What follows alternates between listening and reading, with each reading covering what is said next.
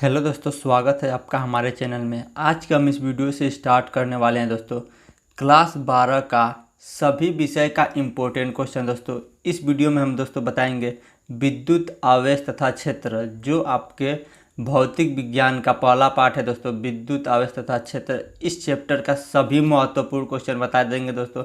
जो हम इस वीडियो में बताएंगे दोस्तों, उसी में से आपके बोर्ड एग्जाम में प्रश्न पूछा जाएगा। इससे बाहर का एक भी प्रश्न नहीं पूछा जाएगा दोस्तों, क्योंकि दोस्तों हम सभी महत्वपूर्ण क्वेश्चन बता देंगे। इस चैप्टर का 5 महत्वपूर्ण क्वेश्चन बताएंगे दोस्तों। कितना? 5। और 80 से 90% गारंटी है कि इसी में से प्रश्न पूछा जाएगा। हम दोस्तों सभी विषय का केवल इम्पोर्टेंट क्वेश्चन बताएंगे, और जो हम केवल इम्पोर्टेंट क्वेश्चन बताएंगे दोस्तों, अगर केवल आप उसको पढ़ लेते हैं तो आपके बोर्ड एग्जाम में 80 या 90% कन्फर्म हो जाएगा। 10% क्वेश्चन तो दोस्तों इधर उधर से पूछ देगा, लेकिन 80 या 90% क्वेश्चन जो हम बताएंगे महत्वपूर्ण, उसी में से आएगा दोस्तों। और दोस्तों जो आपका बुक या गाइड है या जो विद्या है, उसमें प्रश्नों का उत्तर बहुत लंबा लंबा दिया है, लेकिन दोस्तों हम आपको उसको आसानी करके बताएंगे दोस्तों। जो प्रश्न पूछा जाएगा उसको हम आसान लिख कर बताएंगे, आसान भाषा में समझाएंगे। कुछ भी रटना नहीं है दोस्तों, और ज़्यादा बड़ा बड़ा क्वेश्चन का आंसर भी नहीं बताएंगे, बहुत आसानी से बताएंगे दोस्तों। और आप ध्यान से केवल समझते चलिए। और जो भी इम्पोर्टेंट क्वेश्चन है दोस्तों एक चैप्टर के, यानी विद्युत आवेश क्षेत्र का, उन सभी इम्पोर्टेंट क्वेश्चन को हम इसमें लिख दिए हैं और हम सबको बता देंगे दोस्तों। हम यह भी बताएंगे कि बोर्ड एग्जाम में प्रश्न कैसे पूछेगा और उसका उत्तर कैसे लिखेंगे।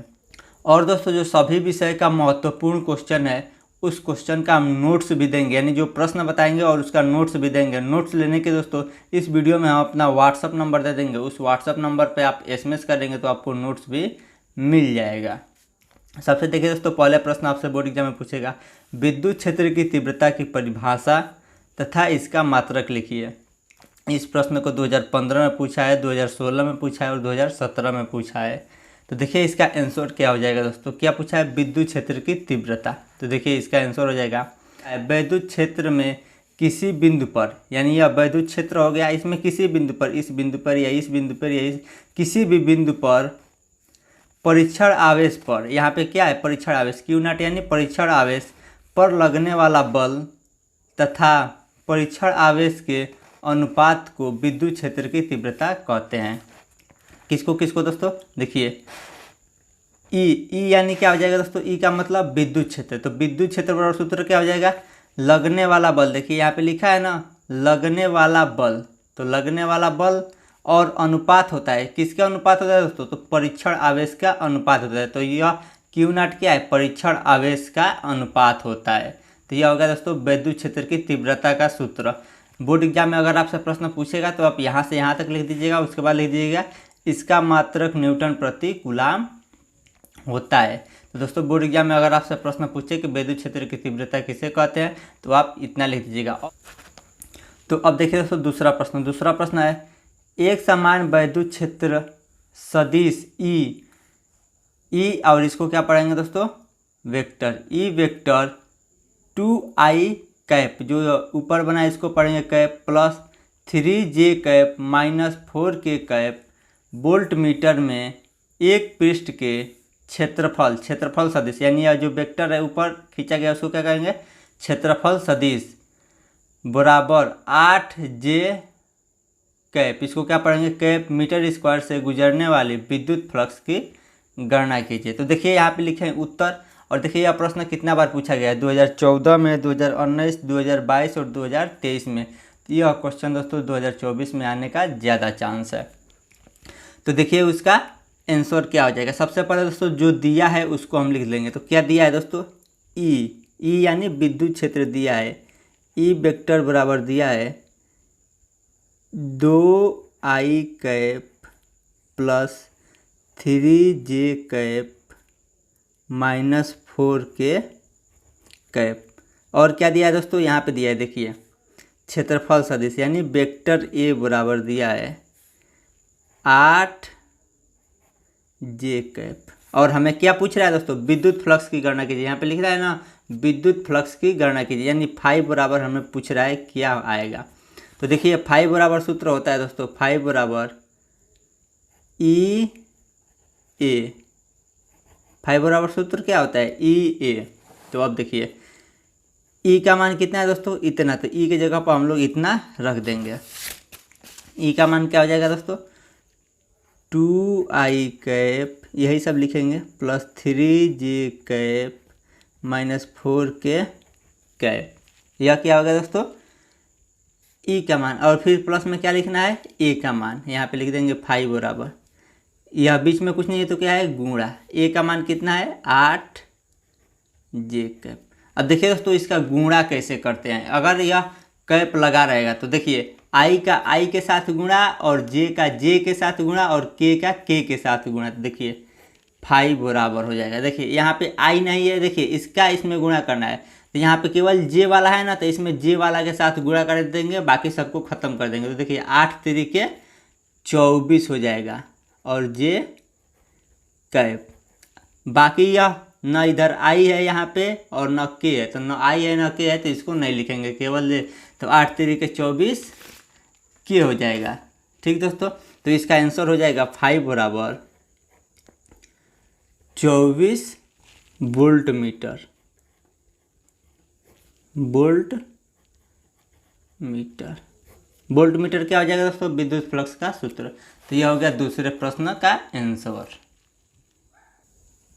अब देखिए दोस्तों दूसरा प्रश्न क्या है। दूसरा प्रश्न है, स्थिर विद्युत में गैस का प्रमेय क्या है, या देखिए या इसी प्रश्न को घुमा फिरा दूसरे तरीके से पूछेगा कि वैद्युत स्थितिकी में गैस के प्रमेय लिखिए तथा उसको सिद्ध कीजिए। देखिए यह प्रश्न कितना इंपॉर्टेंट है, 2014 में पूछा, 15, 16, 17, 18, 19, 20, 22, 23 और 24 में पूछा है। तो यह क्वेश्चन दोस्तों कितने नंबर में पूछा जाता है, तो यह क्वेश्चन दोस्तों आपके 5 नंबर में पूछा जाता है। इसलिए दोस्तों आप इसको ध्यान से देखिएगा, क्योंकि दोस्तों देखिए यह हर साल पूछा गया था, यह 2025 में भी पूछा जाएगा। तो इसको दोस्तों आप ध्यान से देखिएगा, यह क्वेश्चन आपके बोर्ड एग्जाम के लिए बहुत महत्वपूर्ण है दोस्तों। तो सबसे पहले देखिए यह क्या है, गॉस का प्रमेय। इसको आप अच्छे से याद कर लीजिए, क्योंकि इस चैप्टर का सबसे महत्वपूर्ण यही टॉपिक है कि गॉस का प्रमेय क्या होता है। तो देखिए यहाँ पे हम आपको आसानी से समझा दे रहे हैं कि गॉस का प्रमेय क्या होता है। देखिए ये हो गया एक गॉसियन पृष्ठ, इसको क्या कहेंगे, गॉसियन पृष्ठ। इसमें आवेश रहेंगे, मान लीजिए यहाँ पे एक आवेश है Q1, यहाँ पे हो जाएगा Q2, यहाँ पे हो जाएगा Q3।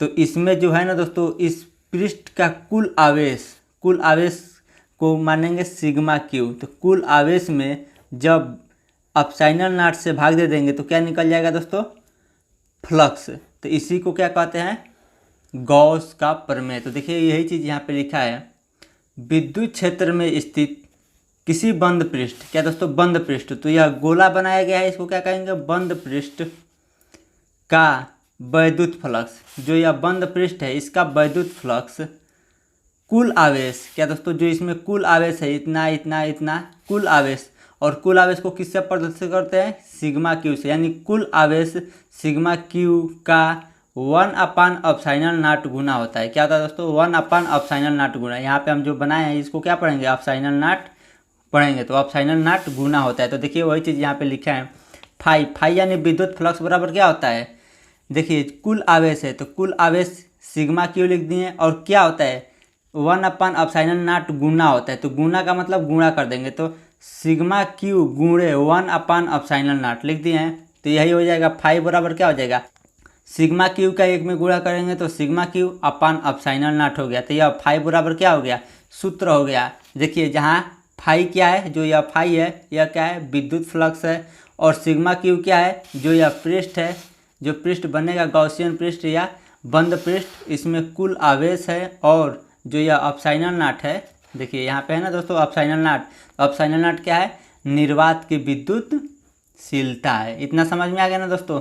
तो ऐसे आपसे प्रश्न पूछेगा। अभी इसका आंसर खत्म नहीं हुआ, आगे देखिए, यह तो केवल गॉस का प्रमेय हो गया जो यहाँ पे पूछा है। देखिए गॉस का प्रमेय, तो गॉस का प्रमेय यहाँ पे भी लिखे, लेकिन उसके बाद क्या करें, उसको सिद्ध कीजिए, यानी इसको सिद्ध भी करना है कि यह कैसे गॉस का प्रमेय सिद्ध होता है। तो इसको देखिए ध्यान से समझिएगा। देखिए यहाँ पे सबसे पहले आप लिखिएगा उत्पत्ति, यहाँ पे सबसे पहले आप लिखिएगा उपपत्ति, उसके बाद यहाँ पे लिखिएगा गॉस के नियम का निगमन। निगमन का मतलब सिद्ध करना, तो कैसे सिद्ध करेंगे।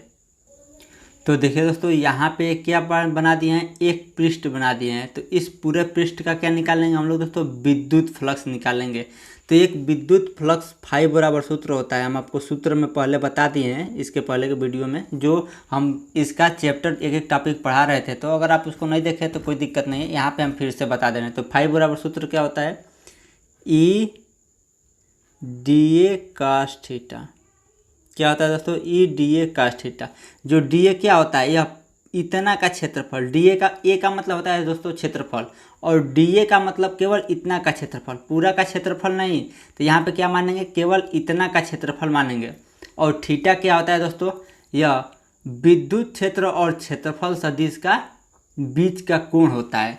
तो देखिए यहाँ पे विद्युत क्षेत्र, देखिए यहाँ पे प्लस आवेश है ना दोस्तों, तो प्लस आवेश से क्या होता है, विद्युत क्षेत्र दूर होता है। तो इसकी दिशा क्या होगी, ऐसी होगी। और जो यह क्षेत्रफल है इसके लंबवत एक लेंगे, तो लंबवत का मतलब ऐसे, देखिए यह क्षेत्रफल सदिश यानी डी ए की दिशा ऐसे है, ठीक। उसके बाद यह क्या होगा दोस्तों, विद्युत क्षेत्र। विद्युत क्षेत्र क्या होगा, यह प्लस है तो प्लस से दूर होता है, तो विद्युत क्षेत्र की दिशा ऐसे ही होगी। तो यहाँ पे लिखेंगे ई की दिशा ऐसे ही होगी। दोनों दिशा सेम है क्या दोस्तों, दोनों दिशा सेम है। तो जो यह थीटा का मान है वह क्या हो जाएगा, जीरो। थीटा बराबर जीरो। तो यहाँ पे हम लिख सकते हैं डी ए और ई एक ही दिशा में है, इसलिए थीटा बराबर जीरो। यहाँ पे लिखेंगे हम दोस्तों डी ए तथा वेक्टर डी ए तथा ई। ए का मतलब क्षेत्रफल सदिश और ई का मतलब विद्युत क्षेत्र की दिशा, तो दोनों एक ही दिशा में है। तो डी ए व ई दोनों देखिए, यह भी ऐसे है ये भी ऐसे है, तो दोनों क्या हो रहा है, एक ही दिशा में जा रहा है। तो यहाँ पे लिखेंगे एक ही दिशा में है, यानी यह दोनों क्या है, एक ही दिशा में है।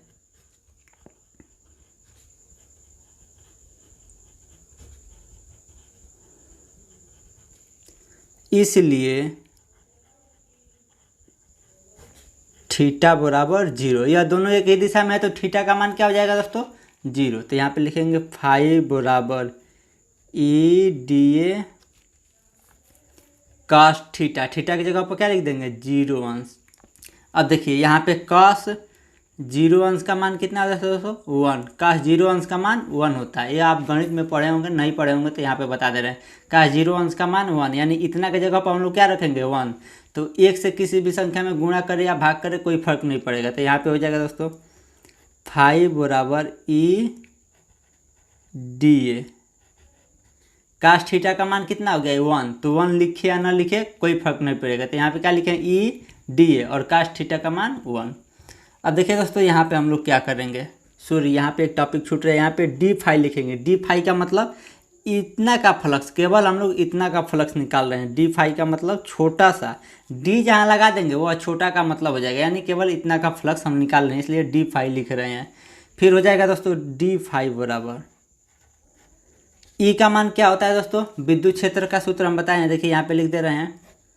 ई बराबर होता है 1/4 pi epsilon not into Q upon R square. यह सूत्र होता है, आप याद कर लीजिएगा। ई बराबर, तो ई की जगह पर हम लोग इतना लिख देंगे। ई का मान क्या होता है, 1/4 pi epsilon not into Q upon R square. उसके बाद यह डी ए है तो डी ए लिख देंगे। अब देखिए, अब यह डी को हटाने के लिए इसको क्या करेंगे, पूरा सूत्र रख देंगे। तो अब देखिए यहाँ पे डी फाई है, तो अब यहाँ पे लिखेंगे केवल फाई। फाई का मतलब अब पूरा का फ्लक्स हम निकाल रहे हैं क्या दोस्तों, डी फाई का मतलब इतना का फ्लक्स निकाल रहे हैं। अब केवल फाई लिखेंगे तो अब पूरा का फ्लक्स निकालेंगे। तो देखिए अब हम लोग क्या करेंगे, बराबर 1/4 pi epsilon not into Q upon R square. अब देखिए यह डी ए का मान इतना है। अब हम लोग को क्या करना है, पूरा का निकालना है। तो देखिए यह गोला है, क्या है दोस्तों, गोला। तो पूरे गोले का जब निकालेंगे तो गोले का सूत्र क्या होता है, 4 पाई आर स्क्वायर। तो यहाँ पे लिखेंगे गोले का सूत्र, गोले का क्षेत्रफल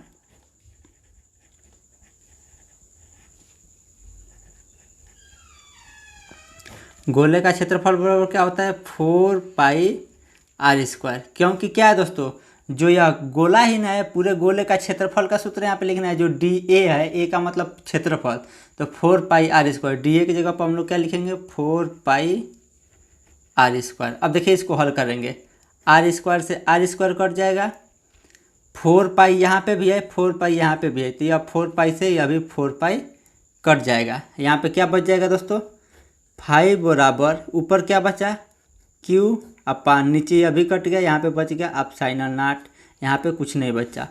तो यही हमको सिद्ध करना था, तो यह सिद्ध भी कर दिए हैं। और यहाँ पे क्या है दोस्तों, गॉस का प्रमेय भी है, 5 बराबर सिग्मा क्यू यानी q अपान ε0। और यहाँ पे भी देखिए हम लिख दिए हैं 5 बराबर q अपान ε0। तो यही हमें सिद्ध करना था। तो केवल यहाँ पे हम अगर सिद्ध कर देंगे तो आपको कितना नंबर मिल जाएगा दोस्तों, 5 नंबर। तो इस क्वेश्चन को 2-3 बार देखिए, इसका नोट्स भी ले लीजिए, 2-3 बार आप इसको अच्छे से पढ़ेंगे तो समझ में आ जाएगा। यह क्वेश्चन 100% गारंटी के साथ दोस्तों आपके बोर्ड एग्जाम में आएगा। अब देखिए दोस्तों, हम आपको अगला क्वेश्चन बता रहे हैं। अब देखिए दोस्तों, अगला प्रश्न क्या है। अगला प्रश्न है, अनंत लंबाई के समान रूप से आवेशित सीधे तार के निकट विद्युत क्षेत्र की तीव्रता का व्यंजक, व्यंजक का मतलब होता है सूत्र, गॉस के प्रमेय की सहायता से प्राप्त कीजिए। इस प्रश्न को देखिए कितना बार पूछा है, 2017, 2018, 2020 और 2023 में पूछा गया है। तो यह भी दोस्तों 2024 में नहीं पूछा गया है, तो 2025 में ज़्यादा चांस बनता है कि यह प्रश्न पूछा जाएगा। तो सबसे पहले इस प्रश्न को समझिए, क्या है दोस्तों, अनंत लंबाई के तार है। तो यहाँ पे हम बना देंगे अनंत लंबाई के तार, ऐसे एक बना देंगे, या मान लेंगे क्या है दोस्तों, अनंत लंबाई। अनंत का मतलब क्या होता है, बहुत लंबा। कॉपी पे तो हम उतना लंबा बना नहीं पाएंगे, इसलिए दोस्तों यहाँ पे यह समझिए बहुत लंबा है। अनंत का मतलब बहुत दूर, जहाँ तक हम लोग देख नहीं सकते हैं। तो यह मान लीजिए अनंत लंबा है, ठीक। और इस पर प्लस आवेश है, इस पर क्या है दोस्तों, प्लस आवेश है। और इसमें क्या है दोस्तों, इसमें क्या है, प्लस क्यू आवेश है, यहाँ पे लिख देंगे प्लस क्यू आवेश। और इस पे देखिए क्या लिखा है, सीधे तार के, देखिए यहाँ पे लिखा है ना दोस्तों, जो यह सीधा तार है, जो ये इसी तरह में हम सीधा तार बनाए हैं, तार के निकट, निकट यानी पास में, यानी इसके पास, इस बिंदु पर मान लीजिए इसके पास क्या पूछ रहा है, इस बिंदु P मान लीजिए, और इसी बिंदु पर क्या पूछ रहा है दोस्तों, विद्युत क्षेत्र की तीव्रता का व्यंजक, यानी विद्युत क्षेत्र की तीव्रता का सूत्र हमें ज्ञात करना है। तो देखिए दोस्तों, सबसे पहले ऐसे प्रश्न पूछेगा तो क्या कीजिएगा, इसका आंसर यहाँ पे लिखिए उत्तर, और गॉस का प्रमेय। तो गॉस का प्रमेय भी आपको लिखना पड़ेगा, क्योंकि यहाँ से पूछा है गॉस के प्रमेय की सहायता से। देखिए जो गॉस के प्रमेय हम पहले बताए हैं, यहाँ पे हम आपको दिखा दे रहे हैं, यही लिख दीजिएगा। देखिए यहाँ पे है गॉस का प्रमेय। तो गॉस का प्रमेय क्या है, यहाँ से यहाँ तक है, यहाँ तक। तो यहाँ से यहाँ तक आप गॉस का प्रमेय लिख दीजिएगा। उसके बाद दोस्तों यहाँ से हल करिएगा। हम बार बार गॉस का प्रमेय नहीं बता रहे हैं कि टाइम बर्बाद होगा। गॉस का प्रमेय जो बताएं वो लिखिएगा, उसके बाद यहाँ से हल करने का विधि लिखिएगा। तो देखिए हमको क्या करना है, इस बिंदु पे विद्युत क्षेत्र ज्ञात करना है। तो देखिए जो यह तार है, तो विद्युत क्षेत्र इधर भी होगा और इधर भी होगा। तो मान ले रहे हैं यह क्या हो जाएगा, ऐसे विद्युत क्षेत्र हो जाएगा, ये ऐसे। तो इसको हम लोग ऐसे घेर दे रहे हैं दोस्तों, ठीक। ये सिलेंडर टाइप का बन जाएगा। फिर देखिए यहाँ पे भी हो जाएगा ऐसे एक, ठीक। तो हमें इसी बिंदु पर क्या ज्ञात करना है, विद्युत क्षेत्र की तीव्रता।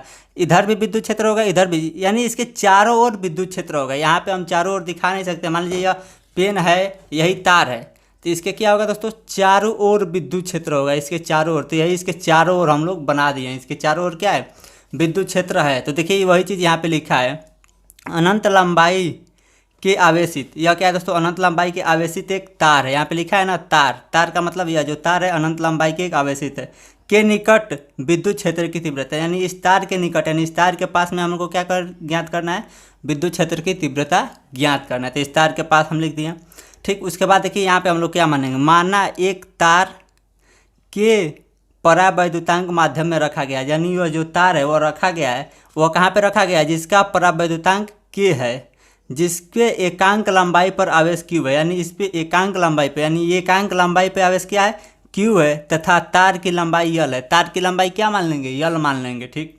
अब देखिए इसको हल करेंगे। तो सबसे पहले यहाँ पे हम लोग विद्युत फ्लक्स निकालते हैं। तो परिभाषा से हम लोग विद्युत फ्लक्स निकालेंगे। तो यहाँ पे लिखेंगे फ्लक्स की परिभाषा से, देखिए यहाँ पे लिख देंगे फ्लक्स की परिभाषा से।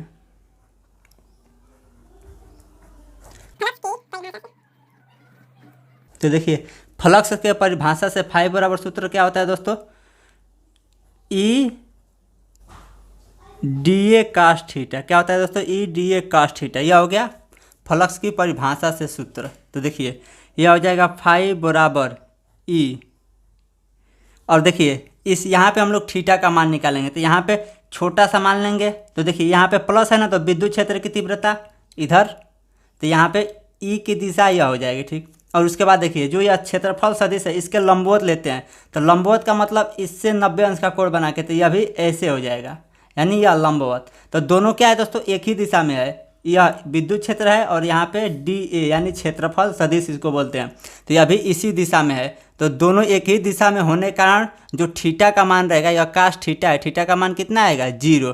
तो यहाँ पे लिखेंगे ई तथा डी ए एक ही दिशा में होने के कारण थीटा बराबर कितना दोस्तों 0 अंश। तो यहाँ पे लिख देंगे ई तथा डी ए एक ही दिशा में है, इसलिए थीटा बराबर क्या हो जाएगा दोस्तों 0।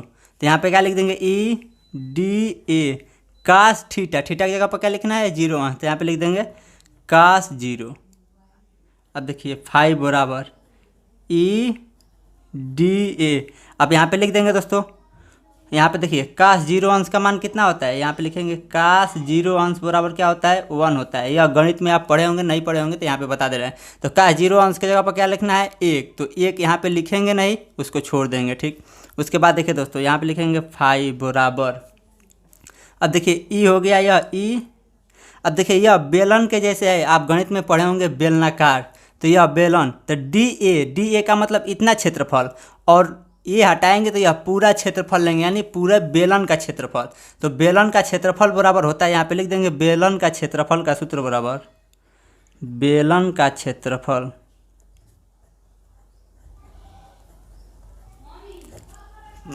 बराबर क्या होता है 2 पाई आर एल। क्या होता है दोस्तों, बेलन का क्षेत्रफल बराबर सूत्र होता है 2 पाई आर एल। तो डी ए यानी पूरे बेलन का क्षेत्रफल, तो डी ए की जगह पर क्या लिख सकते हैं 2 पाई आर एल, 2 पाई आर एल। तो यह एक फाई निकल गया, इसको मान लेंगे समीकरण नंबर 1। और दूसरा क्या निकालेंगे फाई परिभाषा से, तो यहाँ पे लिखेंगे परिभाषा से,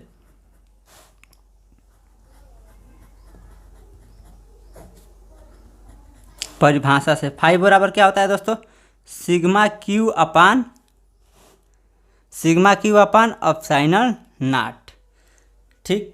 अब देखिए फाई बराबर क्या हो जाएगा, देखिए सिग्मा क्यू क्या होगा दोस्तों, देखो काट देंगे। देखिए सिग्मा क्यू का मतलब, ध्यान से, सिग्मा क्यू का मतलब होता है इसमें पूरा कितना आवेश है। तो देखिए एकांक लंबाई में आवेश कितना है दोस्तों क्यू, देखिए यहाँ पे लिखा है ना एकांक लंबाई में आवेश क्यू, और यह तार की लंबाई है यल। तो एक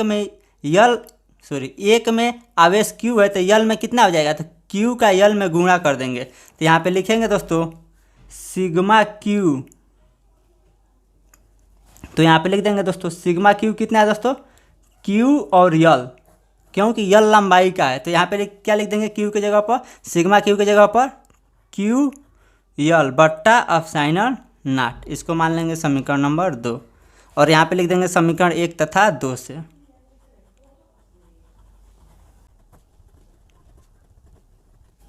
तो देखिए समीकरण 1 में फाई बराबर इतना है और समीकरण 2 में फाई बराबर इतना है, तो यह दोनों बराबर हो जाएगा। तो इसको और इसको बराबर कर देंगे, तो यहाँ पे हो जाएगा, देखिए सबसे पहले इसको लिखेंगे ई 2 पाई आर यल बराबर, इसको लिख देंगे Q L upon epsilon not. अब देखिए ई को इधर ही रख देंगे, बाकी सबको बराबर के उधर भेज देंगे। तो इधर गुणा में है तो उधर जाएगा, तो क्या हो जाएगा बट्टे में हो जाएगा। तो यह हो जाएगा ई बराबर, इधर ई छोड़ देंगे, बाकी सबको उधर भेज देंगे। तो यह हो जाएगा 1/2 पाई आर यल गुणे Q L upon epsilon not. तो यल से यल कट जाएगा। अब देखिए दोस्तों इसको यहाँ पे हम लोग हल करके लिख देते हैं इधर ही। देखिए यहाँ पे क्या बच गया, ई बराबर 1/2 पाई, और एप्सिलॉन नॉट यहाँ पे है तो इसको यहाँ पे लगा देंगे एप्सिलॉन नॉट इंटू क्यू अपान, और यहाँ पे आर बच गया तो आर। तो यह हो गया दोस्तों विद्युत क्षेत्र की तीव्रता। और दोस्तों यहाँ पे जो परावैद्युतांक के लिखे हैं, तो यहाँ पे हम एप्सिलॉन नॉट के बाद के भी लिख सकते हैं, यहाँ पे के लिख सकते हैं, क्योंकि यहाँ पे क्या है दोस्तों परावैद्युतांक है, तो यहाँ पे लिखेंगे परावैद्युतांक के है,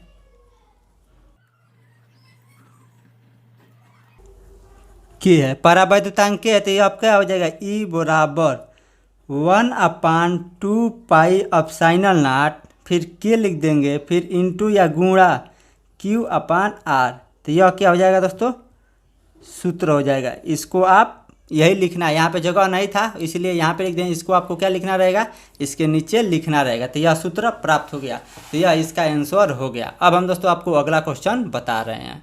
अब देखिए दोस्तों अगला प्रश्न है, गॉस का नियम का उपयोग करके एक समान आवेशित अनंत समतल चादर के कारण विद्युत क्षेत्र ज्ञात कीजिए। यहाँ पे भी क्या करना है, विद्युत क्षेत्र ज्ञात करना है। तो इसमें क्या है दोस्तों, चादर है, यानी ऐसे देखिए हम आपको दिखा दे रहे हैं। जैसे यह मोबाइल है, मोबाइल एक चादर के जैसे है ना, इसको ऐसे हम चित्र बना रहे हैं। यह क्या है, अनंत लंबा, यानी यह बहुत ऐसा है, चादर जैसे होता है वह। तो यहाँ पे हम ऐसे बना दे रहे हैं इसको चित्र, देखिए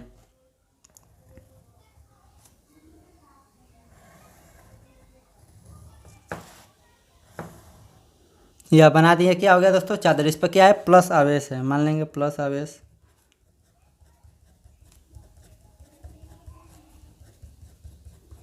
ठीक, और इस पे क्या करना है हमको, विद्युत क्षेत्र ज्ञात करना है। तो यह चादर है, तो इसके दोनों तरफ विद्युत क्षेत्र होगा, इधर भी होगा और इधर भी होगा विद्युत क्षेत्र। तो यह क्या है दोस्तों, ऐसे विद्युत क्षेत्र, यह ऐसे रखा गया, लेकिन यह जब ऐसे रहेगा तो इधर भी एक विद्युत क्षेत्र होगा और इधर भी एक विद्युत क्षेत्र होगा, दोनों तरफ विद्युत क्षेत्र इसका आएगा ना दोस्तों। यह मान लीजिए आवेशित है, तो इधर भी विद्युत क्षेत्र और इधर भी विद्युत क्षेत्र। तो देखिए यहाँ पे हम बना रहे हैं, इस बिंदु पे विद्युत क्षेत्र रहेगा और इसके इधर इस बिंदु पे विद्युत क्षेत्र रहेगा। तो यह ऐसे हम बना दे रहे हैं विद्युत क्षेत्र, यह ऐसे जाएगा। ठीक, उसके बाद यहाँ बीच में से ऐसे आएगा। तो देखिए यहाँ पे क्या करना है, इस बिंदु पर और इस बिंदु पर, दोनों पर हमें क्या निकालना है, विद्युत क्षेत्र ज्ञात करना है। तो देखिए सबसे पहले हम गॉस का प्रमेय लिखेंगे। यहाँ पे जो पहले बताए हैं गॉस का प्रमेय, उसको पहले लिखिएगा। गॉस का प्रमेय पूछा है तो उसके बाद इसको सिद्ध करना। तो देखिए अनंत समतल चादर के कारण, यह तो क्या है दोस्तों, अनंत समतल चादर है, इसके कारण निकट बिंदु पर विद्युत क्षेत्र निकालना है। यानी इसके पास यह बिंदु है, बिंदु P, और इसको मान लेंगे P'। इन दोनों बिंदु पर क्या निकालना है, विद्युत क्षेत्र निकालना है। अब देखिए यहाँ पे लिखा है माना ABCD, इसको क्या मान लेंगे दोस्तों, ABCD। क्या मान लेंगे दोस्तों, ABCD अनंत लंबाई के समतल पृष्ठ है। यह क्या है दोस्तों, अनंत लंबाई के समतल पृष्ठ है। इस प्रकार दोनों पृष्ठों पर समान आवेश होगा। क्या होगा, जो यह दोनों पृष्ठ है, इधर भी जैसे यह पृष्ठ है तो इधर भी एक पृष्ठ है और इधर भी पृष्ठ है, तो दोनों पृष्ठों पर क्या होगा दोस्तों, समान आवेश होगा। माना प्रत्येक पृष्ठ का घनत्व लैम्ब्डा है। यहाँ पे क्या मान लेंगे दोस्तों, एक पृष्ठ का घनत्व लैम्ब्डा है, तो दूसरे और इधर भी जो पृष्ठ है इसका घनत्व क्या मान लेंगे, लैम्ब्डा है। अब इसको हम लोग हल करेंगे तो क्या निकालते हैं दोस्तों, विद्युत क्षेत्र ज्ञात करना होता है तो हम लोग फ्लक्स निकालते हैं। तो यहाँ पे लिखेंगे परिभाषा से। तो किसके परिभाषा से, फ्लक्स के परिभाषा से। फ्लक्स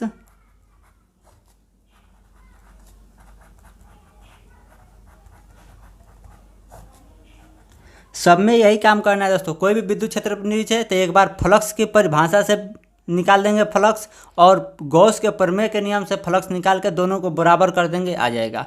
तो देखिए फ्लक्स की परिभाषा से, तो फाई बराबर क्या होता है दोस्तों, EDA cos थीटा।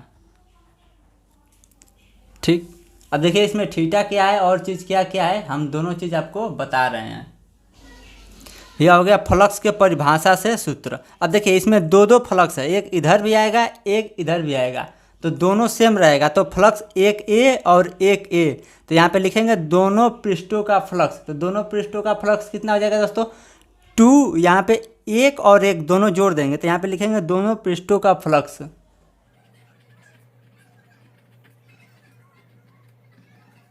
तो दोनों पृष्ठों का फ्लक्स फाई बराबर क्या हो जाएगा दोस्तों, यहाँ पे एक पृष्ठ का इतना है और दोनों पृष्ठ का निकालने के लिए यहाँ पे 2 का गुणा करेंगे, तो यह हो जाएगा 2EDA cos थीटा। अब देखिए थीटा का मान कितना आएगा, देखिए यहाँ पे प्लस है विद्युत क्षेत्र तो इधर ही जाएगा, दूर होगा इससे, और जो यह तल है इसके लंबवत, लंबवत का मतलब यह भी इधर ही रहेगा। तो यहाँ पे भी थीटा का मान दोनों 0, क्योंकि दोनों एक ही दिशा में, और यहाँ पे भी प्लस से दूर होगा। देखिए जो यह है प्लस से इधर दूर होगा तो इधर ही दिशा होगा, और इधर भी होगा तो इधर दूर ही होगा, तो इसका यह दिशा हो जाएगा। और जो क्षेत्रफल सदिश है वह भी इसके लंबवत है। तो यहाँ पे हम लोग लिख देंगे जो क्षेत्रफल सदिश है DA, और विद्युत क्षेत्र ऐसे यहाँ पे भी लिख देंगे एक विद्युत क्षेत्र E और एक DA, दोनों एक ही दिशा में होने के कारण थीटा बराबर क्या है 0। तो यहाँ पे लिख देंगे दोस्तों DA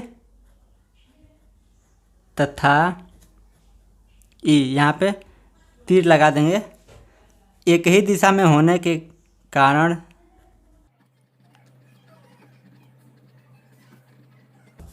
थीटा बराबर क्या हो जाएगा 0 अंश। दोनों एक ही दिशा में है तो थीटा का मान 0 अंश। तो यहाँ पे लिख देंगे फाई बराबर 2EDA cos 0 अंश। थीटा का मान क्या है 0 अंश है।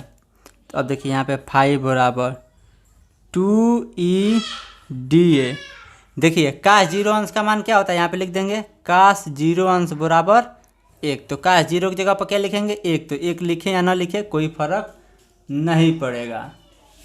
तो इसको मान लेंगे समीकरण नंबर 1। अब दूसरा क्या निकालेंगे दोस्तों, गॉस के नियम से फ्लक्स, गॉस के नियम से। अब देखिए गॉस के नियम, तो गॉस के नियम क्या है दोस्तों, फाई बराबर सिग्मा क्यू अपान अपसाइनर नॉट, यह होता है दोस्तों फाई बराबर सूत्र। अब देखिए यहाँ पे क्या निकालेंगे सिग्मा क्यू। सिग्मा क्यू का मान कितना हो जाएगा दोस्तों, देखिए सिग्मा क्यू यानी कुल आवेश। तो कुल आवेश कितना हो जाएगा, देखिए यहाँ पे घनत्व बताया गया है ना लेमडा, यहाँ पे घनत्व कितना है लेमडा, और इसका क्षेत्रफल क्या है DA। तो यहाँ पे मान लेंगे लेमडा इंटू DA।